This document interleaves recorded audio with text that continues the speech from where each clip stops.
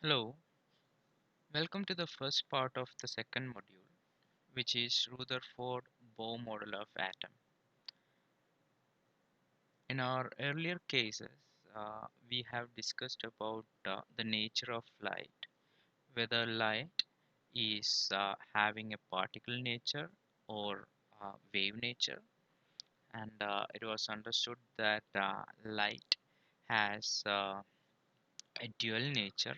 It has both the properties of matter as well as wave. And in this chapter, we are going to know uh, what will be or what is the uh, nature of an atom, and what all are the very first studies about atoms and how we understood the structure of the atom. So that is what we are going to study in this module. And as you all know, you have studied this Rutherford Bohr model, um, J.J. Thomson model, everything in your earlier classes. And we are going to have a recap on that in this chapter.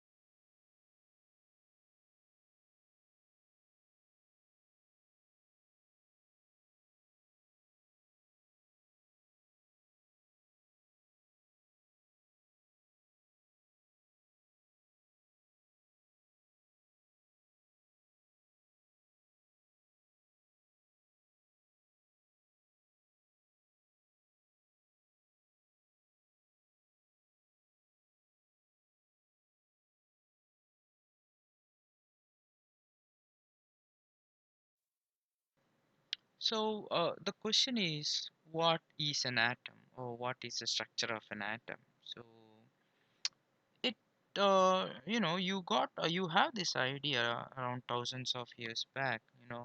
You have an Indian scientist, ancient Indian scientist called Kanadhan, who said that every particle, uh, if you cut that into pieces, smaller pieces and smaller pieces, you will eventually reach the smallest unit of that structure. Okay, and he called it Kanam. Okay, that was the first concept about atom.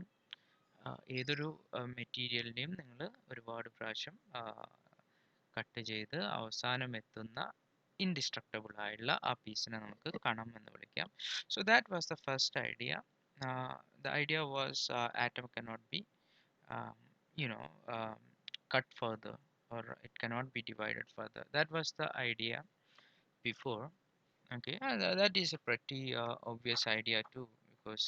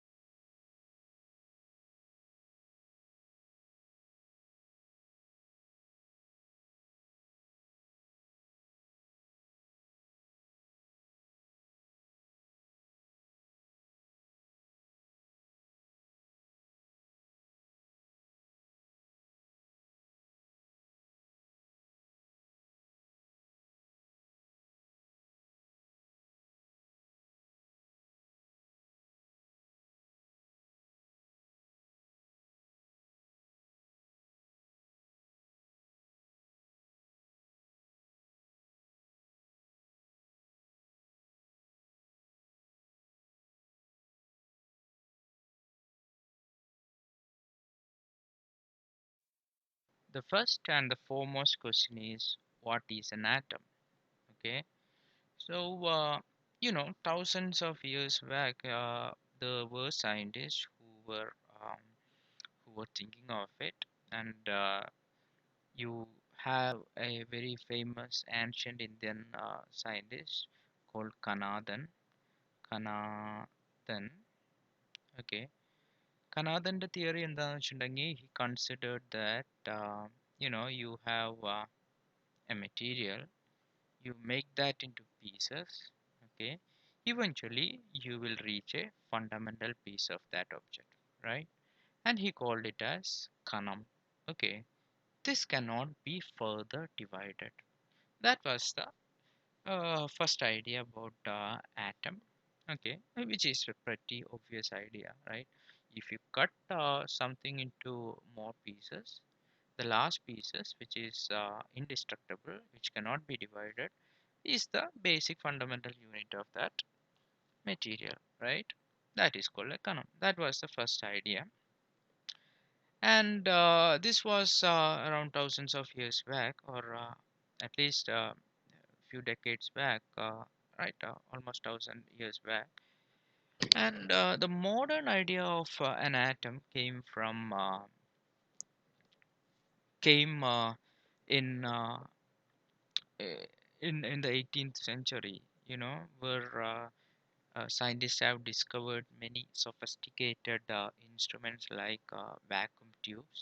Okay, so the experiments of J.J. Thomson, and J.J. Thomson actually uh, discovered electrons using a cathode ray experiment, and he found that electrons were ejected from atoms, or a beam of electrons were ejected from the cathode of the vacuum tube, and that is called cathode rays.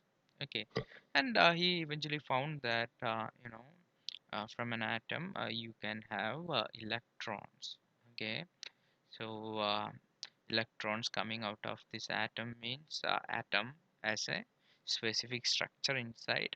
Okay, so ആദ്യത്തെ modern പഠനങ്ങൾ നടത്തിയത് J Thomson ആണ്. J തോംസന്റെ cathode ray experiments ആണ് eventually ഇലക്ട്രോണിനെ find ചെയ്യാൻ നമുക്ക് കഴിഞ്ഞതും. അതുപോലെ ഇലക്ട്രോൺ ആറ്റത്തിന്റെ ഉള്ളിൽ നിന്ന് വരുന്നുണ്ടെങ്കിൽ അതിന്റെ സബ്സിക്വന്റ് ആയിട്ടുള്ള മറ്റ് സ്ട്രക്ചറൽ ബിഹേവിയേഴ്സ് എന്തൊക്കെയാവും എന്ന് സയന്റിസ്റ്റുകൾ മനസ്സിലാക്കാൻ ശ്രമിച്ചതും ജെ തോംസൺ ഇലക്ട്രോൺ കണ്ടുപിടിച്ചതിന്റെ ശേഷമാണ്. Okay, so let us determine what all are the basic properties of atoms. Okay, അപ്പോൾ ബേസിക്കലി നമ്മൾ ഒബ്വിയസ് ആയിട്ടുള്ള ഫാക്റ്റ് ആണ്, ആറ്റംസ് ആർ സ്മോൾ. ക്വസ്റ്റ്യൻ എന്ന് പറയുന്നത് എന്താ ക്വസ്റ്റ്യൻ എന്ന് വെച്ചിട്ടുണ്ടെങ്കിൽ how small atoms are. Okay, അപ്പോൾ നമുക്കറിയാം ഇപ്പം ആറ്റത്തിൻ്റെ radius is of the order of nanometers or angstrom, right? ഒരു നാനോമീറ്റർ എന്ന് വെച്ചാൽ 10⁻⁹ മീറ്റർ ആണ്. അപ്പോൾ ആറ്റത്തിൻ്റെ ഓർഡർ എന്ന് പറയുന്നത്, അല്ലെങ്കിൽ അതിൻ്റെ റേഡിയസ് എന്ന് പറയുന്നത് അറൗണ്ട് ആംസ്ട്രോങ്സ്. സോ നമുക്ക് സാധാ ലൈറ്റ് വെച്ചിട്ട് ആറ്റത്തിനെ കണ്ടുപിടിക്കാൻ കഴിയില്ല, because the wave length of light is around how much? Green ഒക്കെ ആണെങ്കിൽ അറൗണ്ട് 500 നാനോമീറ്റർ ആണ്. ഓക്കെ, അപ്പോൾ 500 നാനോമീറ്റർ വേവ് ലെങ്ത് ഉള്ള ലൈറ്റ് വെച്ചിട്ട് you cannot find the atom, or you cannot understand the atom, because atom is very small compared to the wavelength of എന്താണ് light. Okay, പക്ഷെ നമുക്ക് വേഗമായിട്ട് ആറ്റത്തിൻ്റെ വലിപ്പം എന്താണെന്ന് കാൽക്കുലേറ്റ് ചെയ്യാം യൂസിങ് സം കാൽക്കുലേഷൻസ്, ബിക്കോസ് നമ്മൾ J തോംസണും മില്ലിക്കണും ഇവരൊക്കെ പാടെ ഓയിൽ ഡ്രോപ്പ് എക്സ്പെരിമെൻറ്റും എല്ലാം ഉണ്ട്. അപ്പോൾ ഇലക്ട്രോണിൻ്റെ ചാർജ് എന്താണ്, അല്ലെങ്കിൽ ആറ്റത്തിൻ്റെ മാസ് എന്താണ് എന്നുള്ളതൊക്കെ നമുക്കറിയാം. ആറ്റത്തിൻ്റെ മാസൊക്കെ നമ്മൾ മുൻകൂട്ടി കണ്ടുപിടിച്ച് വെച്ചിട്ടുണ്ട്. സോ ആറ്റത്തിൻ്റെ വലുപ്പം എന്താവുമെന്ന് നമുക്ക് ഈ കാൽക്കുലേഷൻ വഴി കണ്ടുപിടിക്കാവുന്നതാണ്. ഫോർ ദാറ്റ് നമ്മളെ കയ്യിൽ അയൺ ഉണ്ട് എന്ന് വിചാരിക്കുക, അയൺ Fe. ഓക്കെ, അയണിൻ്റെ ഡെൻസിറ്റി എന്ന് പറയുന്നത് 8 gram/cm³ ആണ്. ഒരു സെൻറ്റിമീറ്റർ എന്ന് വെച്ചാൽ എത്ര ഉണ്ടാവും? അപ്പം ഇത്ര പോകുന്ന ഒരു ബോക്സിൽ അയൺ വെക്കുകയാണെങ്കിൽ അല്ലേ? ഇത്ര പോകുന്നൊരു ബോക്സിൽ അയൺ വെക്കുകയാണെങ്കിൽ അതിൽ 8 ഗ്രാം അയൺ ഉണ്ടാവും. ശരിയല്ലേ? ഉം. അപ്പം അതാണ് അയണിൻ്റെ ഡെൻസിറ്റി. ഇപ്പം അയണിൻ്റെ മോളാർ മാസ് എന്ന് വെച്ചിട്ടുണ്ടെങ്കിൽ 56 ഗ്രാം ആണ്. 56 ഗ്രാം എന്ന് വെച്ചിട്ടുണ്ടെങ്കിൽ എന്താ? ആ ഒരു മോൾ അയൺ, അതായത് അതിൽ 6 × 10⁻23 അവഗാഡ്രോ നമ്പർ ഓഫ് ആറ്റംസ് ഉണ്ടാവും.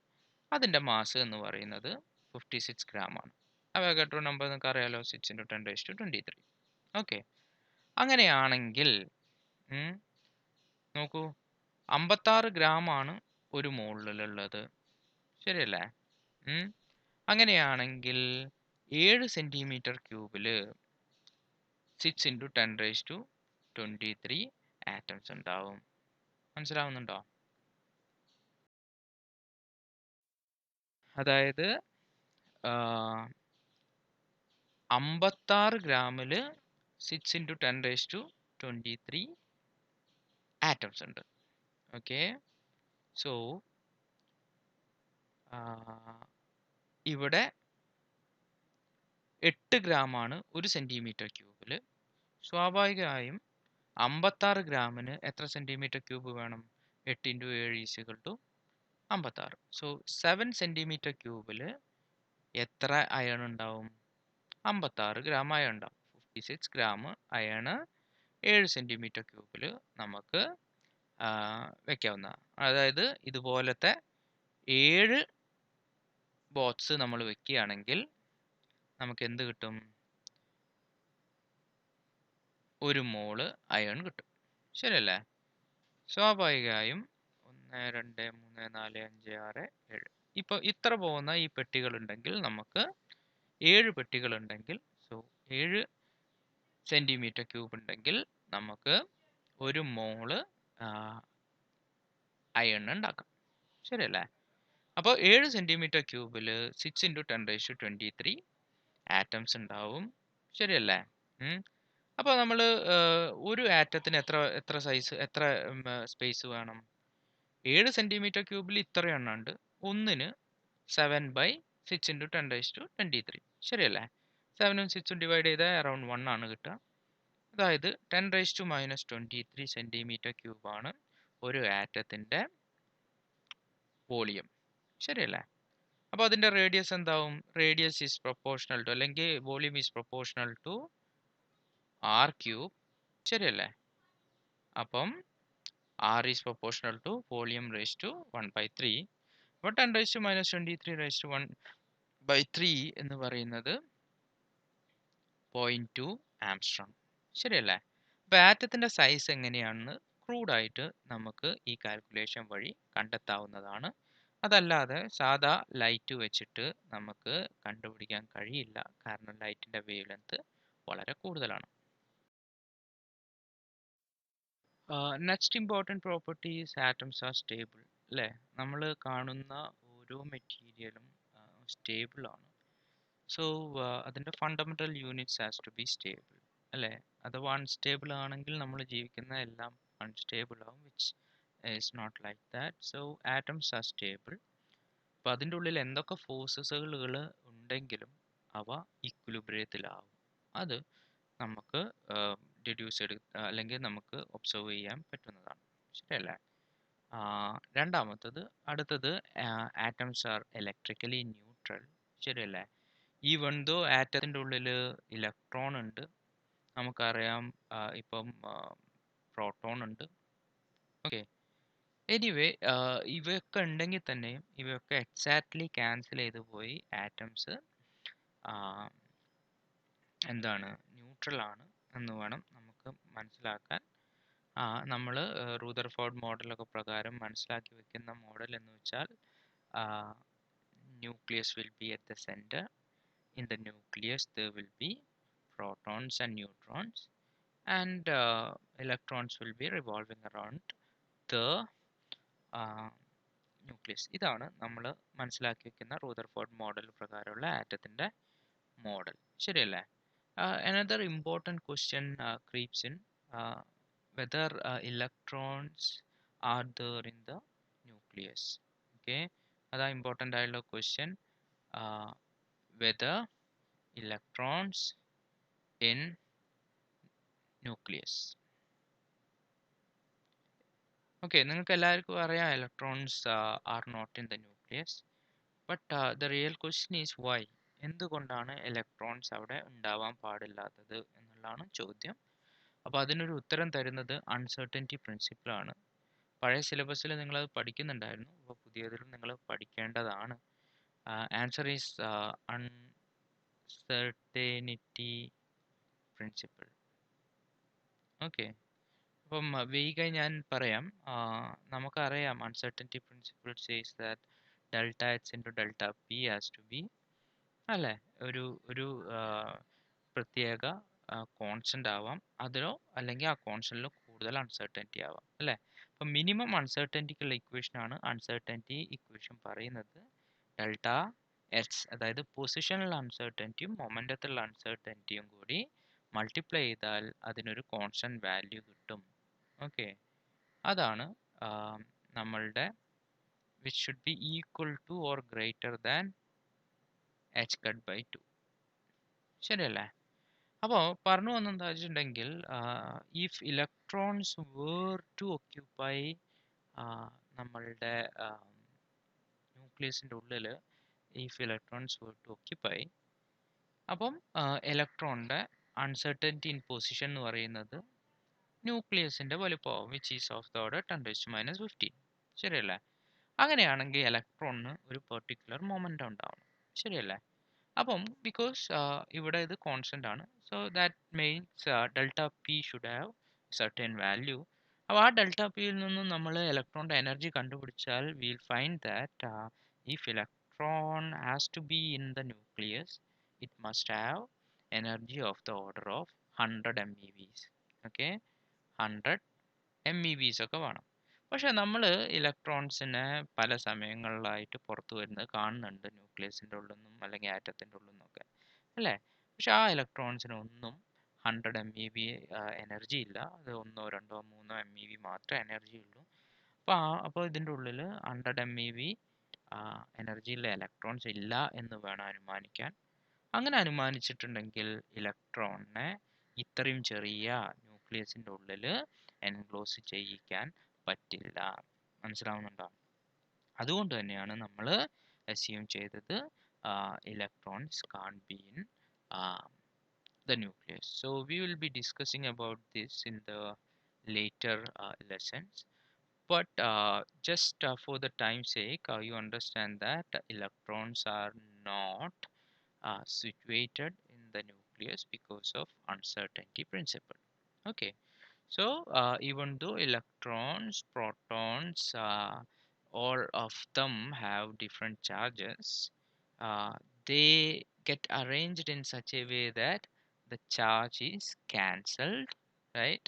The forces are in equilibrium, and the and the atoms are electrically neutral. ശരിയല്ലേ? Atoms are electrically neutral. Okay, so that's another property of an atom. And the last property is you know important property is atoms absorbs or emit electromagnetic radiation അല്ലേ. ഇതും നിങ്ങൾ ബോറിൻ്റെ ഒക്കെ തിയറിയിൽ നിങ്ങൾ പഠിക്കാൻ പോകുന്നതാണ്. നമുക്ക് electrons are revolving around the nucleus in stationary states എന്നും പറഞ്ഞിട്ടുള്ള പോസ്റ്റ്ലേറ്റ് വെച്ചിട്ടാണ് ബോർ തുടങ്ങുന്നത്. So from one stationary orbit to another stationary orbit electron can jump. ശരിയല്ലേ? അപ്പം ഇലക്ട്രോൺസ് സ്റ്റേബിളായി കറങ്ങുന്നത് ഈ സ്റ്റേഷനറി ഓർബിറ്റ്സിൽ മാത്രമാണ് according to Bohr's model.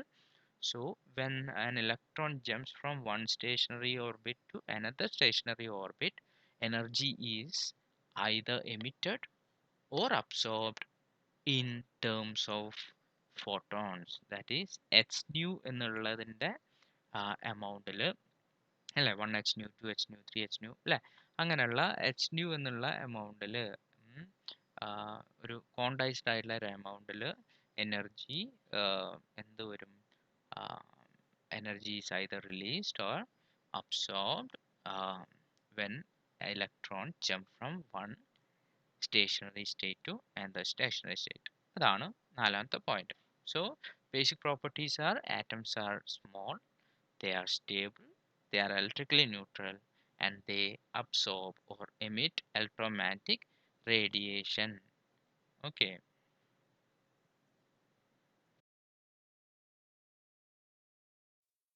so as I told you before, electrons were discovered by none other than J.J. Thomson, right? J.J. Thomson. So, as you know, earlier electrons were or atoms were considered as spherical, stable, uh, electrically neutral uh, things, right? Now, J.J. Thomson found that electrons are coming out of electrically neutral atoms, right? അപ്പോ ആറ്റത്തിന്റെ ഉള്ളില് electrical negative charge ഉള്ള electron ഉണ്ടെങ്കിൽ obviously it should have positive charges to counterbalance it, right? അപ്പം J J Thomson തന്നെ നടത്തിയ E/M ratio അല്ലെ E/M measurements ഒരുപാട് J Thomson നമ്മളുടെ കാഥോഡ് റേ ട്യൂബ് എക്സ്പെരിമെന്റ്സ് വഴി ചെയ്തിട്ടുണ്ട്. So he has A fair idea of the charge and mass and size of atoms, ശരിയല്ലേ? അപ്പം ജെ തോംസൺ ഒബ്വിയസ്ലി ഒരു വളരെ വളരെ എന്താ പറയുക ഒബ്വിയസ് ആയുള്ള ഒരു തിയറി പ്രപ്പോസ് ചെയ്തു. ആൻഡ് ആ തിയറീനെയാണ് നമ്മൾ ഫസ്റ്റ് മോഡൽ ഓഫ് ആറ്റം എന്ന് പറയുന്നത്, മോഡേൺ തിയറി. അതിനെ നമ്മൾ പ്ലം പുഡിംഗ് മോഡൽ എന്ന് പറയുന്നു.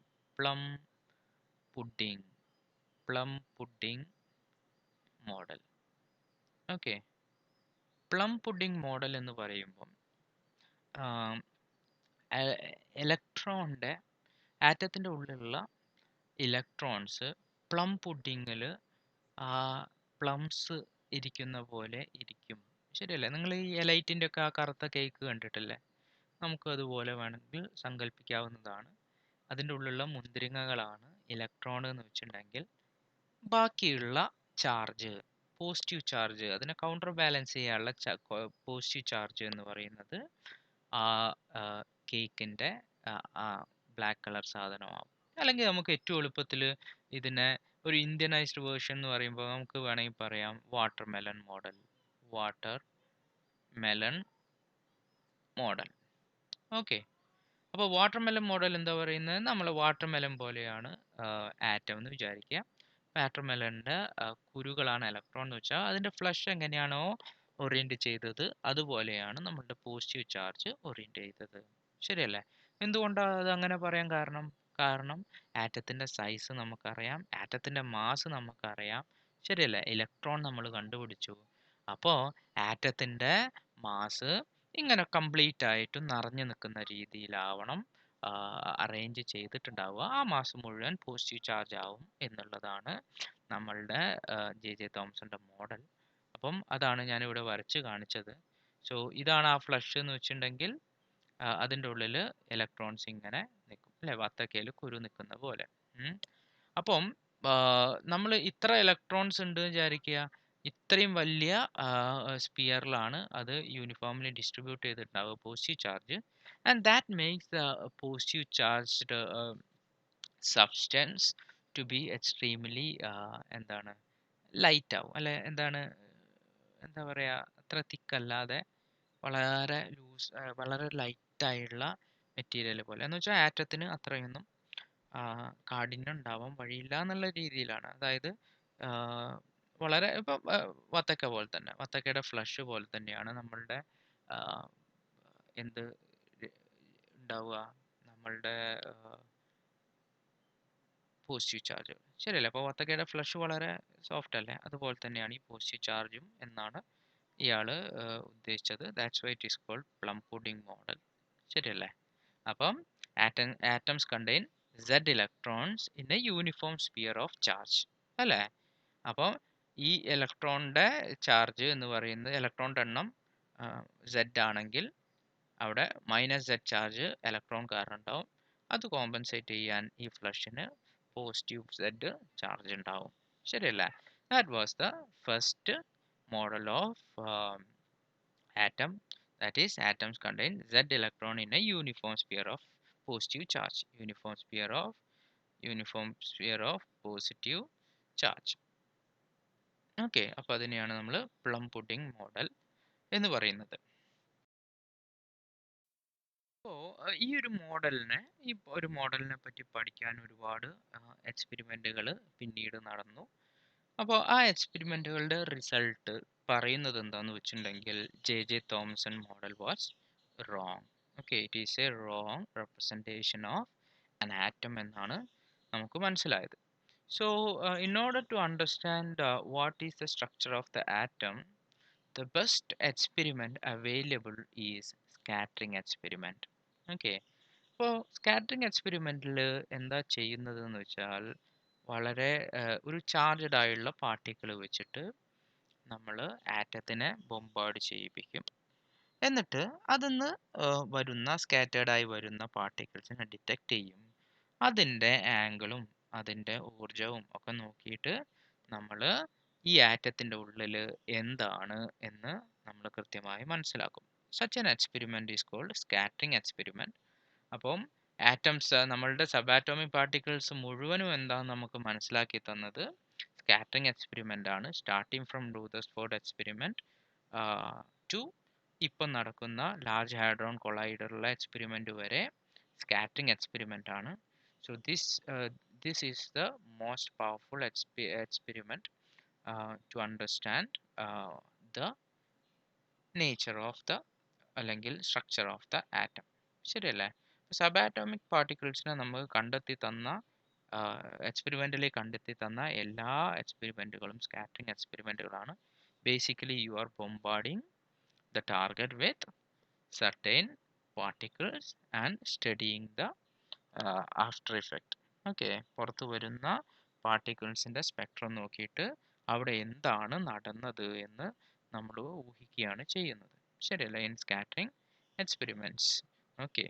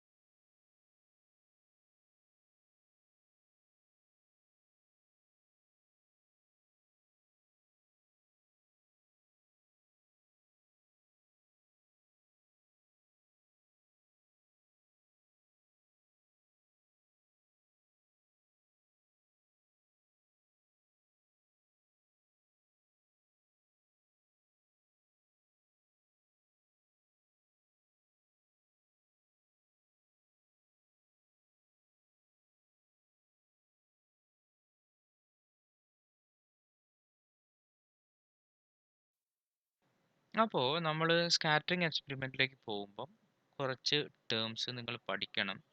അത് വളരെ കോംപ്ലിക്കേറ്റഡ് ആയുള്ള മാത്തമെറ്റിക്സ് ഇൻവോൾവ് ചെയ്ത ഒരു സെഷനാണ്. പക്ഷേ ഫോർ എ സ്റ്റാർട്ട് നിങ്ങൾ വളരെ ചെറിയ കാര്യങ്ങൾ മാത്രമേ ഇവിടെ പഠിക്കുന്നുള്ളൂ. And the equation and the mathematics involve are highly complex. അപ്പോൾ ഒരുപാട് ചെയ്യാനുണ്ട്. പക്ഷേ നിങ്ങളുടെ സിലബസിൽ അത്രയൊന്നും ഇല്ലാത്തത് കൊണ്ട് തന്നെ നമ്മൾ അങ്ങോട്ട് പോകുന്നില്ല. You are going to learn the very basic things about a scattering experiment. So ഞാൻ പറഞ്ഞു, you will have a target. ഇവിടെ ഒരു അറ്റമാണ്. ഈ ആറ്റത്തിലേക്ക് നമ്മൾ കുറച്ച് ചാർജ്ഡ് ആയുള്ള പാർട്ടിക്കിളിനെ കൊണ്ട് ബൊമ്പാർഡ് ചെയ്യിപ്പിക്കും. അങ്ങനെ ബൊമ്പാർഡ് ചെയ്ത പാർട്ടിക്കിള് അത് തട്ടി പല സ്ഥലത്തേക്ക് സ്കാറ്റർ ചെയ്യും. ആ സ്കാറ്റർ ചെയ്ത പാർട്ടിക്കിൾസിനെ മുഴുവൻ പഠിക്കും. ശരിയല്ലേ? അതാണ് നമ്മൾ സ്കാറ്ററിംഗ് എക്സ്പെരിമെന്റിൽ ചെയ്യാൻ പോകുന്നത്. ഇവിടെ നിങ്ങൾ നോക്കുകയാണെങ്കിൽ നമ്മൾ വളരെ ബേസിക് ആയുള്ള രണ്ട് പാരാമീറ്റേഴ്സിനെ നമ്മൾ പഠിക്കേണ്ടി വരും. First one is impact parameter, which is denoted by B, impact parameter. രണ്ടാമത്തത് scattering angle theta. Okay, scattering angle theta. ഈ രണ്ട് കാര്യങ്ങൾ നമ്മൾ വളരെ ഇമ്പോർട്ടൻ്റ് ആയി പഠിക്കുക. നിങ്ങളതിൻ്റെ ഇക്വേഷൻ ചിലപ്പോൾ മക്കപ്പ് ചെയ്യേണ്ടി വരും. ബിക്കോസ് നിങ്ങളുടെ സിലബസിൽ ഇതിൻ്റെ ഇക്വേഷൻ ഡിറൈവ് ചെയ്യാനില്ല. പഴയ സിലബസിൽ ഉണ്ടായിരുന്നു, പക്ഷേ അത് ഒന്നോ രണ്ടോ പേജ് ആയിട്ട് ബേസറിൽ സോൾവ് ചെയ്തിട്ടുണ്ട്. ഇവിടെ നിങ്ങളുടെ സിലബസിൽ ഇല്ലാത്തതുകൊണ്ട് ഞാൻ അങ്ങോട്ട് പോകുന്നില്ല. But if you want then it is all given in your Arthur Beiser introduction to modern physics text. Okay, അതിലെന്തെങ്കിലും സംശയം ഉണ്ടെങ്കിൽ you can always face me and we'll discuss it later. Okay, so നിങ്ങൾ ഇതിൻ്റെ equations പഠിക്കുന്നില്ല, just മനസ്സിലാക്കുക what is an impact parameter അല്ലെങ്കിൽ ഈ scattering angle തീറ്റ എന്താണെന്ന് മനസ്സിലാക്കുക. ഇപ്പോൾ ഈ കഴിഞ്ഞ ഇതൊക്കെയാണ് പാർട്ടിക്കിൾസ്. ഓക്കെ, ഇതാണ് പാർട്ടിക്കിൾസ്. അപ്പോൾ ഈ പാർട്ടിക്കിള് അതിൻ്റെ ഇനീഷ്യൽ ട്രജക്ടറിയിൽ നിന്നും എത്രമാത്രം വളഞ്ഞു പോയി എന്നുള്ളതിനെ കാണിക്കുന്ന ആംഗിളാണ് തീറ്റ എന്ന് പറയുന്നത്. സോ ഇതാണ് scattering angle theta. Okay, so this is എന്താണ്? നമ്മളുടെ it is the angle between the initial trajectory and the final trajectory, that is scattering angle theta. Okay, അതുപോലെ നമ്മളെ ഇമ്പാക്ട് പാരാമീറ്റർ എന്ന് പറയുന്നത് നമ്മളുടെ ഇനീഷ്യൽ സ്കാറ്ററിംഗ് ട്രജക്ടറി അല്ലേ, അല്ലെങ്കിൽ എന്താ പറയുക, നമ്മളുടെ ഇനീഷ്യൽ വെലോസിറ്റി അല്ലെങ്കിൽ initial velocity of the incident പാർട്ടിക്കിൾസും അല്ലെങ്കിൽ initial trajectory of the initial പാർട്ടിക്കിളും. ഇതാണല്ലോ ഇനീഷ്യൽ ട്രജക്ടറി അല്ലേ? ഇത് ഇങ്ങനെ നേരെ പോയി വളയല്ലേ ചെയ്യണേ, ഇതിങ്ങനെ പോയി വളയല്ലേ ചെയ്യണേ. അപ്പോൾ ഇനീഷ്യൽ ട്രജക്ടറി ആണ് ഈ ഡയറക്ഷനാണ്. അപ്പോൾ ഇനീഷ്യൽ ട്രജക്ടറിയും നമ്മളുടെ സെൻറ്റർ ഓഫ് ദ ആറ്റവും തമ്മിലുള്ള പെർപെൻഡിക്കുലർ ഡിസ്റ്റൻസ് ആണ് എന്ത്, നമ്മളുടെ ഇമ്പാക്ട് പാരാമീറ്റർ എന്ന് പറയുന്നത്. സോ ഇമ്പാക്ട് പാരാമീറ്റർ എന്ന് വെച്ചാൽ എന്താണ്, ഇനീഷ്യൽ പാർട്ടിക്കിൾ ട്രജക്ടറിയും സെൻറ്റർ ഓഫ് ദ ആറ്റവും തമ്മിലുള്ള perpendicular distance, that is the perpendicular distance between the initial particle trajectory and the center of the atom during a scattering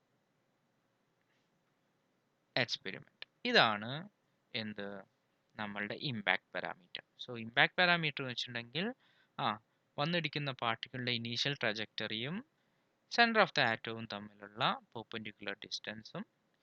scattering angle എന്ന് വെച്ചിട്ടുണ്ടെങ്കിൽ it is the angle between the initial and final trajectories അല്ലേ, it is the angle between the initial and final trajectories. Okay, അപ്പോൾ അതാണ് നമ്മളുടെ basic ആയുള്ള terms. So ഇതാണ് നമ്മളുടെ scattering experiment. ഇവിടെ ഒരു പോസിറ്റീവ്ലി ചാർജ്ഡ് ആയുള്ള പാർട്ടിക്കിൾ വന്നിടിക്കുന്നു. It will get scattered because positive charges will repel each other, right? In an atom you will have equal positive and negative charges. Like negative charges are contributed by electrons while positive charges are contributed by protons, as you know, but അന്നത്തെ കാലത്ത് ഇത് proton ആണെന്ന് മനസ്സിലായിട്ടില്ലായിരുന്നു. Okay okay so ഈ സ്പിയറിൻ്റെ ഉള്ളിൽ positive charge ഉണ്ട്. അപ്പം എന്താ issue എന്ന് വെച്ചിട്ടുണ്ടെങ്കിൽ ഇലക്ട്രോണിൻ്റെ മാസ് പറയുന്നത് നെഗ്ലിജിബിളി സ്മോൾ ആണ്, right, very very small compared to the projectile. വന്നിടിക്കുന്ന പ്രൊജക്ടൈലിൻ്റെ മാസുമായിട്ട് വെരി വെരി സ്മോൾ ആവും. സ്വാഭാവികമായും ഇലക്ട്രോണിൻ്റെ മാസ് സ്മോൾ ആയതുകൊണ്ട് തന്നെ ഇലക്ട്രോണിനെ ഉള്ളൂ വന്നിടിക്കുന്ന പ്രൊജക്ടൈലിന് രണ്ടും ഈക്വൽ ആൻഡ് ഓപ്പോസിറ്റ് ഫോഴ്സസ് ആണല്ലോ എക്സ്ചേഞ്ച് ചെയ്യുക. അപ്പോൾ ഇലക്ട്രോണിന് ഈ ഇത്രയും വലിയ പ്രൊജക്ടൈലിൻ്റെ മുകളിൽ ആക്ട് ചെയ്യാനുള്ള ഫോഴ്സ് എന്ന് പറയുന്നത് വളരെ ഫോഴ്സ് ഈക്വൽ ആണെങ്കിലും അതിൻ്റെ എഫക്റ്റ് എന്ന് പറയുന്നത് നെഗ്ലിജിബിൾ ആവും, because electron is negligibly small. ശരിയല്ലേ? അപ്പം സ്വാഭാവികമായും ഇലക്ട്രോൺ കാരണം നമുക്കൊരു ഇഷ്യൂ ഉണ്ടാവില്ല. പക്ഷെ ബാക്കിയുള്ളത് പോസിറ്റീവ് ചാർജ് ആണ്. അപ്പോൾ ആ പോസിറ്റീവ് ചാർജ് കാരണം ഒരു ഡിഫ്ലക്ഷൻ ഉണ്ടാവും. ആ ഡിഫ്ലക്ഷൻ ഹൈപ്പർബോളിക് ആവും. ശരിയല്ലേ? റിപ്പൽ ആയതുകൊണ്ട് ഹൈപ്പർബോളിക് ആവും. അപ്പം നമുക്കറിയാം, നമുക്കൊരു ആറ്റമായിട്ട് ഇങ്ങനൊരു എക്സ്പെരിമെൻ്റ് നടത്താൻ എളുപ്പമല്ല. It is practically impossible. So usually what you take is some kind of a foil, usually made of gold. അല്ലേ? ഗോൾഡ് എന്ന് പറയുന്നത് മാല്യബിൾ, ഹൈലി മാല്യബിൾ ആണ്. അത് ഇടിച്ച് പരത്തി വളരെ തിന്നാക്കി മാറ്റാൻ കഴിയും. So that's why in such experiments they use gold plates. Okay. അപ്പോൾ എന്നാലും അതിൻ്റെ ഉള്ളിൽ 10⁻⁻⁴ (10⁻⁻⁴) തിക്നെസ് ഒക്കെ എന്തായാലും ഉണ്ടാവും. അപ്പം അതിൻ്റെ ഉള്ളിൽ ഒരുപാട് ലെയേഴ്സ് ഓഫ് ആറ്റം ഉണ്ടാവും. ശരിയല്ലേ? അപ്പോൾ നമുക്ക് സ്കാറ്ററിംഗ് ആംഗിൾ കാൽക്കുലേറ്റ് ചെയ്യുക എന്ന് പറയുന്നത് it is not going to be easy. ശരിയല്ലേ? അപ്പം ഈ ഒരു ഗോൾഡ് ഫോയിലാണ് ഇതെന്ന് വിചാരിക്കുക. If the projectile is coming like this, it goes through one atom, it get deflected, അങ്ങനെ ഇത് പുറത്തേക്ക് പോയിരുന്നു. ശരിയല്ലേ? അങ്ങനെ എല്ലാ പോസിബിൾ ആയുള്ള ഇമ്പാക്ട് പാരാമീറ്ററിനും കൂടി ഉള്ള നമുക്ക് ഒരു ആവറേജ് സ്കാറ്ററിംഗ് ആംഗിൾ എടുക്കാൻ കഴിയും. അപ്പോൾ ഇത് നോക്കിക്കഴിഞ്ഞാൽ നമുക്ക് എത്രമാത്രം സ്കാറ്ററിംഗ് ആംഗിൾ വരുന്നുണ്ട് എന്ന് നമുക്ക് കണ്ടുപിടിക്കാൻ പറ്റും. അപ്പോൾ അതിനൊരു ആവറേജ് ഉണ്ട്. ശരിയല്ലേ? അപ്പം അതിനൊക്കെ കാൽക്കുലേഷൻസും ഉണ്ട്. അപ്പോൾ ഇതിൻ്റെ ഉള്ളിൽ കൂടെ പോയി വരുന്ന ഒരു ആവറേജ് സ്കാറ്ററിംഗ് ആംഗിൾ നമുക്ക് തീറ്റ ആവറേജ് എന്ന് വിളിക്കാം. ഓക്കെ. അപ്പം നമ്മൾ സ്റ്റാറ്റിസ്റ്റിക്കൽ കൺസിഡറേഷൻ വെച്ചിട്ട് ഇവിടെ n ലെയേഴ്സ് ഉണ്ട് എന്ന് വിചാരിക്കുക. അപ്പോൾ ആ n ലെയേഴ്സിൻ്റെ ഉള്ളിൽ കൂടെ ഇത് പോകുമ്പോൾ ഇതൊരു സ്റ്റാറ്റിസ്റ്റിക്കൽ കൺസിഡറേഷനിലൂടെ റാൻഡം വാക്ക് പ്രോബ്ലം പോലെ നമ്മൾ കൺസിഡർ ചെയ്യുകയാണെങ്കിൽ ഇവിടെ വരുന്ന തീറ്റയുടെ ചേഞ്ച്, ആദ്യം ഉണ്ടായ തീറ്റയിൽ നിന്നും എത്ര ചേഞ്ച് വരുന്നു is proportional to √n theta average ആണ്. ശരിയല്ലേ? അപ്പോൾ √n എന്ന് വെച്ചാൽ നമ്പർ ഓഫ് ലെയേഴ്സ് ആണ്. അപ്പോൾ ഇവിടെ 100 ലെയർ ഉണ്ട് എന്ന് വെച്ചിട്ടുണ്ടെങ്കിൽ 10 ഇൻറ്റു നമ്മൾ ആദ്യത്തെ ആംഗിൾ എത്രയാണോ ഇൻറ്റു 10 എന്ന് പറയേണ്ടി വരും. അപ്പോൾ തീറ്റ ആവറേജ് ഇൻറ്റു 10 എന്ന് പറയേണ്ടി വരും. ഓക്കെ.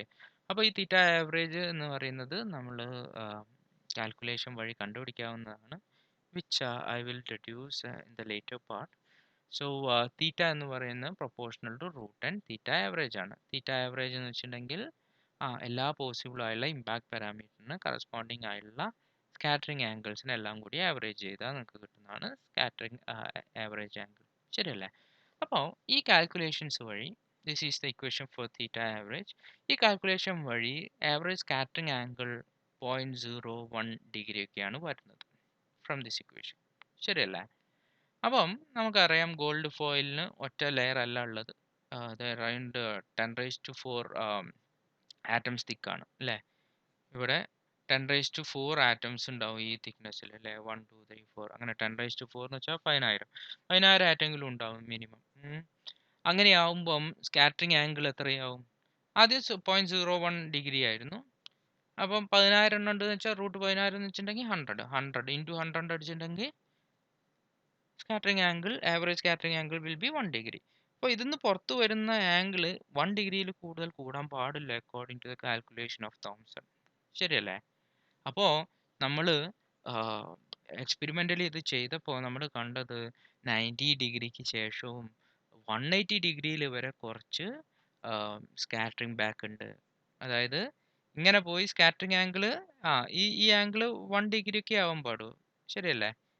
ഈ ആംഗിൾ എന്ന് പറയുന്നത് 1 ഡിഗ്രി ഒക്കെ ആവാൻ പാടൂ. ഈ ആംഗിൾ വെച്ചാൽ യഥാർത്ഥത്തിൽ ഈ ആംഗിളാണ്. ആംഗിൾ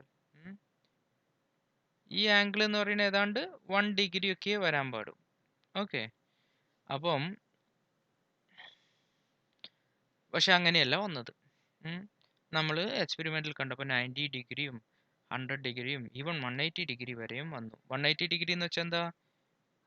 ഇവിടെ തട്ടിയിട്ട് നേരെ തിരിച്ചും വന്നു. ശരിയല്ലേ? അപ്പം four higher angles greater than 90 degree, അപ്പം നമുക്ക് സ്റ്റാറ്റിസ്റ്റിക്കൽ കൺസിഡറേഷൻ വഴി നമുക്ക് ഈ ആംഗിള് ഹയർ ആംഗിൾ 90 ഡിഗ്രി ഒക്കെ ആക്കാം. എപ്പം? when you have 10 raised to 4 successive scattering all to larger angles. അതായത് ഇവിടെ വന്നിടിച്ചു, ഇത് മുകളിലോട്ട് പോയി, ഇവിടെ വന്നിടിച്ചു, ഇത് മുകളിലോട്ട് പോയി, ഇവിടെ വന്നിടിച്ചു, ഇത് മുകളിലോട്ട് പോയി, ഇവിടെ വന്നിടിച്ചു, ഇത് മുകളിലോട്ട് പോയി, ഇവിടെ വന്നിടിച്ചു, ഇത് മുകളിലോട്ട് പോയി. അങ്ങനെയാകുമ്പോൾ ഈ ലൈനും ഈ ലൈനും തമ്മിലുള്ള ആംഗിള് 90 ഡിഗ്രിയിലും കൂടാം. ശരിയല്ലേ? അത് പോസിബിൾ ആണ്. പക്ഷേ അത് പോസിബിൾ ആവണമെങ്കിൽ around 10 raised to 4 successive scattering നടക്കണം മുകളിലോട്ടുള്ള ആംഗിളിൽ. ഒരിക്കലും നമുക്ക് അത് പ്രതീക്ഷിക്കാൻ പറ്റൂല. മനസ്സിലാവുന്നുണ്ടോ? 10,000 സക്സസീവ് സ്കാറ്ററിങ് മുകളിലോട്ട് പോകണമെങ്കിൽ അതിനുള്ള പ്രോബബിലിറ്റി അറൌണ്ട് 10⁻³ ആണ്. എന്ന് വെച്ചാൽ 1/10⁻³ ആണ് പ്രോബബിലിറ്റി. വളരെ വളരെ വളരെ ചെറിയ സംഖ്യയാണ്. സോ സ്കാറ്ററിങ്, ഈ 90 ഡിഗ്രി സ്കാറ്ററിങ് ഒരിക്കലും, അതിന് മുകളിലുള്ള സ്കാറ്ററിങ് ഒരിക്കലും തോംസൺ മോഡൽ പ്രകാരം നമുക്ക് പോസിബിൾ അല്ല. ഹൗഎവർ നമ്മളത് കാണുന്നുണ്ട്. So that means Thomson scattering is a failed model. Okay. ഇപ്പോൾ തോംസൺ സ്കാറ്ററിങ് പ്രകാരം അത്തരം ഒരു ആംഗിൾ കിട്ടണമെങ്കിൽ അതിനുള്ള പ്രോബബിലിറ്റി 1/10⁻³ ആണ്, which is extremely small number. പക്ഷേ അങ്ങനെയല്ല നമുക്ക് കിട്ടുന്നത്. So you can say that Thomson model is wrong. Okay. ഇനി നമ്മൾ ഒരു ചാർജ്ഡ് കണ്ടക്ടിങ് സ്പിയറിൻ്റെ ഉള്ളിലുള്ള ഫോഴ്സ്, ഇലക്ട്രിക് ഫീൽഡ് എന്താണെന്ന് നിങ്ങൾക്ക് അറിയാം അല്ലേ? നിങ്ങൾക്കറിയാം, ഒരു ചാർജ്ഡ് സ്പിയർ ആണെന്ന് വിചാരിക്കുക. ആ സ്പിയറിൻ്റെ ഉള്ളിലുള്ള electric field is proportional to R ആണ്. ശരിയല്ലേ? So force will be proportional to R. ശരിയല്ലേ? So force is equal to equation electrodynamics നോക്കിയാൽ നിങ്ങൾക്കറിയാം, നിങ്ങളുടെ ഇൻവോൾവ് ചെയ്ത ചാർജുകൾ ZDയും ക്യാപിറ്റൽ ZDയും ആണ്. സ്മോൾ ZD പ്രൊജക്ടൈലിൻ്റെ ആണെങ്കിൽ ക്യാപിറ്റൽ ZD ആറ്റത്തിൻ്റെ ഉള്ളിലുള്ള പ്രോട്ടോൺസിൻ്റെ. ശരിയല്ലേ? /4πε0r³ എന്നുള്ള ഇക്വേഷനാണ് നമ്മൾ ഇൻസൈഡ് ചാർജ്ഡ് സ്പിയറിൽ വരിക. ശരിയല്ലേ? So F is equal to KR. ആ ഇക്വേഷനാണ് നിങ്ങൾക്ക് വരിക. ഓക്കെ. സോ ഈ ഒരു പ്രൊജക്ടൈൽ ഇവിടുന്ന് ഇങ്ങോട്ട് വരികയാണ് ആറ്റമായി ബൊമ്പാർഡ് ചെയ്യാൻ. അപ്പോൾ എന്താ ഉണ്ടാവുക എന്ന് വെച്ചിട്ടുണ്ടെങ്കിൽ, ആറ്റത്തിൻ്റെ ഏതാണ്ട് ഇവിടെ മുതൽ ഇവിടെ വരെ ആകുമ്പോഴേക്കും ഇതിൻ്റെ എഫക്റ്റ് വന്നു തുടങ്ങും. സോ ദിസ് ഇതിൻ്റെ ഈ പ്രൊജക്ടൈലിന് അല്ലെങ്കിൽ ഈ ഒരു പാത്തിന്, ട്രജക്ടറിക്ക് ഒരു അപ്വേർഡ് പുള്ള് വരും. That is why it is repelling. ശരിയല്ലേ? അപ്പോൾ അപ്വേർഡ് പുള്ളാണ് നമ്മൾ ആ അപ്വേർഡ് പുള്ളിൻ്റെ മൊമെൻറ്റമാണ് ആദ്യം കാൽക്കുലേറ്റ് ചെയ്യാൻ പോകുന്നത്. ഓക്കെ. അപ്പം പി വൈ എന്ന് വെച്ചിട്ടുണ്ടെങ്കിൽ വൈ ഡയറക്ഷനിലുള്ള മൊമെൻറ്റമാണ്, which is equal to F into ΔT. ΔT എന്ന് വെച്ചിട്ടുണ്ടെങ്കിൽ എന്താണ്? ΔT എന്ന് വെച്ചിട്ടുണ്ടെങ്കിൽ ഏതാണ്ട് ഈ സാധനം ഇവിടുന്ന് ഇങ്ങനെ ഇങ്ങോട്ട് പോവുമല്ലേ? അങ്ങനെ പോകുമ്പം ഈ വൈ ഡയറക്ഷനിൽ ഇത് പോവാൻ വേണ്ട സമയമാണ് ΔT എന്ന് പറയുന്നത്. സോ എഫ് എന്ന് പറയുന്നത് ഓൾറെഡി ഇവിടെ പറഞ്ഞിട്ടുണ്ട്. ഇവിടെ R എന്ന് പറയുന്നത് നമ്മൾ ബി ആവറേജ് എന്നെടുക്കും. ബി ആവറേജ് എന്ന് വെച്ചിട്ടുണ്ടെങ്കിൽ എന്താണ്? നമ്മളുടെ ഇമ്പാക്ട് പാരാമീറ്ററിൻ്റെ ആവറേജ് വാല്യൂ ആണ്, which is equal to R/2. ശരിയല്ലേ? സോ ഈ R/2 എന്ന് പറയുന്നത് ബി ആവറേജ് ആണ്. പിന്നെ ഉള്ളത് R/V എന്ന് പറയുന്നത് നമുക്കറിയാം, ഇത് മാക്സിമം മുകളിലോട്ട് പോവാന്ന് പറയുന്നത് അറ്റ്ലീസ്റ്റ് ഈ ഒരു ഇൻ്റർവെല്ലിൽ ഇത് പോകുന്നത് റഫ്ലി 6 ആറിൻ്റെ ഓർഡറിലാണ് ഇത് മുകളിലോട്ട് പോവുക. ഓക്കെ. Maximum limit. അപ്പം വി വെലോസിറ്റി വിയിലാണ് അത് പോകുന്നത് വെച്ചിട്ടുണ്ടെങ്കിൽ ടൈം എന്ന് പറയുന്നത് ആർ ബൈ വി ആണ്. സോ ഡെൽറ്റ ടി എന്ന് പറയുന്നത് ആർ ബൈ വി ആണ്. ഓക്കെ, ഡെൽറ്റ ടി എന്ന് വെച്ചിട്ടുണ്ടെങ്കിൽ force acting on y direction during the interval delta t ആണ്, which is equal to r by v. ഈ ഡിസ്റ്റൻസ് മാക്സിമം എന്ന് പറയുന്നത് r ആണ്, ആൻഡ് r by v ആണ്. ഇത് പലവിധ കാൽക്കുലേഷനിലൂടെ കിട്ടുന്നതാണ്. So delta t is equal to r by v. ഇത് ചെയ്തിട്ടുണ്ടെങ്കിൽ നമുക്ക് എന്ത് കിട്ടും? പി വൈയുടെ ഇക്വേഷൻ കിട്ടും. ശരിയല്ലേ? അപ്പം നമ്മൾ വിചാരിക്കുകയാണ് ഈ scattering angle is very small, then theta can be approximated into tan theta. Tan theta എന്ന് പറയുന്നത് എന്താണ്? Sine theta by cos theta അല്ലേ? That means opposite side by hypotenuse. ശരിയല്ലേ? എന്ന് വെച്ചിട്ടുണ്ടെങ്കിൽ ഇതാണ് നമ്മളുടെ മൊമെൻറ്റം ഇൻ എച്ച് ഡയറക്ഷൻ, ഇതാണ് momentum in Y direction. Opposite by hypotenuse is P Y by P X ആണ്. That is P Y by P X എന്ന് വെച്ചിട്ടുണ്ടെങ്കിൽ mass of the projectile into velocity with which it is coming. അപ്പം p y already നമ്മൾ കണ്ടുപിടിച്ച് വെച്ചിട്ടുണ്ട്. M v divide ചെയ്യുക, you will get this equation. Okay, അപ്പോൾ അത് അത്ര ഇമ്പോർട്ടൻ്റ് ആയിട്ടുള്ള ഒരു ഇക്വേഷൻ അല്ല, but still this is the equation for average scattering angle in Thomson model. അപ്പോൾ ഇതാണ് തോംസൺ മോഡൽ. ഞാൻ പറഞ്ഞു നമ്മളുടെ സ്കാറ്ററിംഗ് എക്സ്പെരിമെൻ്റ് വഴിയാണ് നമ്മൾ സബ് ആറ്റോമിക് പാർട്ടിക്കിൾസ് എങ്ങനെയാണ് എന്ന് മനസ്സിലാക്കാൻ നമ്മളെ പ്രാപ്തരാക്കിയത്. അപ്പം സ്വാഭാവികമായും ഇലക്ട്രോൺ കണ്ടുപിടിച്ച ജെ തോംസൺ ഒരു പ്ലം പുഡിംഗ് മോഡൽ പറഞ്ഞു.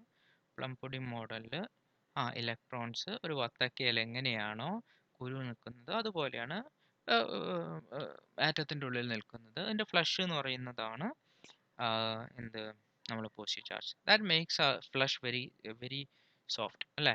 അപ്പോൾ ഇലക്ട്രോൺ ഇങ്ങനെ ചെറിയ സ്ഥലത്ത് ഇങ്ങനെ ഡോട്ടായി നിൽക്കും, ഫ്ലഷ് അത്രയും വലിയൊരു സ്ഥലത്ത് നിൽക്കണം, അങ്ങനെ ആ ഫ്ലഷ് വളരെ സോഫ്റ്റ് ആവും.